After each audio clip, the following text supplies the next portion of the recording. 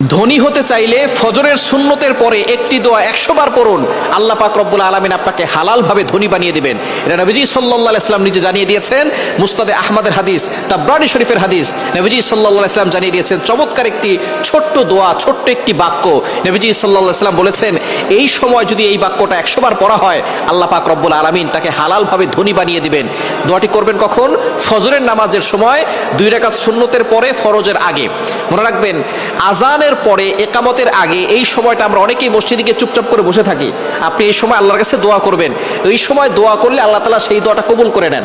আর দোয়াউ লা ইউরাদ্দু বাইনাল আযানি ওয়াল ইকামা, তিরমিজি শরীফের হাদিস, আবু দাউদ শরীফের হাদিস। আযান ও ইকামতের মাঝখানে দোয়া করলে সেই দোয়াটা কবুল ফিরিয়ে দেওয়া হয় না, সেই দোয়া কবুল করা হয়।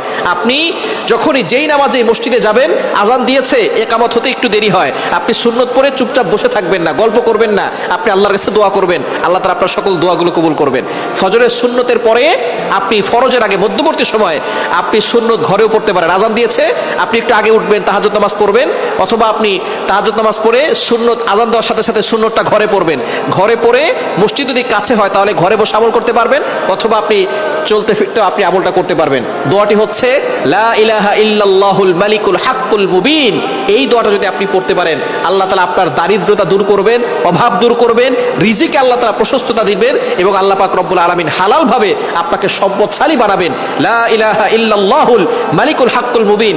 অন্য রায়াত দ্বারা জানা যায়, বাইহাকী শরীফের হাদিসের ভিতরে এসেছে, এই দোয়া পড়লে আল্লাহ পাক রব্বুল আলামিন তার গুনাহ মাফ করেন, এবং আল্লাহ তাআলা তার কবরের আযাবকে বন্ধ করে দেন। কবর আযাব মাফ হয়ে যাবে। লা ইলাহা ইল্লাল্লাহুল মালিকুল হাক্কুল মুবিন, কবরের আযাব বন্ধ হবে। এটা বাইহাকী শরীফের ভিতরে এসেছে। আর এই দোয়ার মাধ্যমে সম্পদ বৃদ্ধি হবে, অভাব দূর হবে।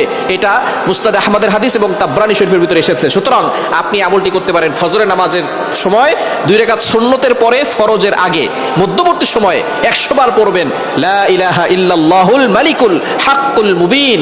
100 বার পরে আল্লাহর কাছে দোয়া করবেন।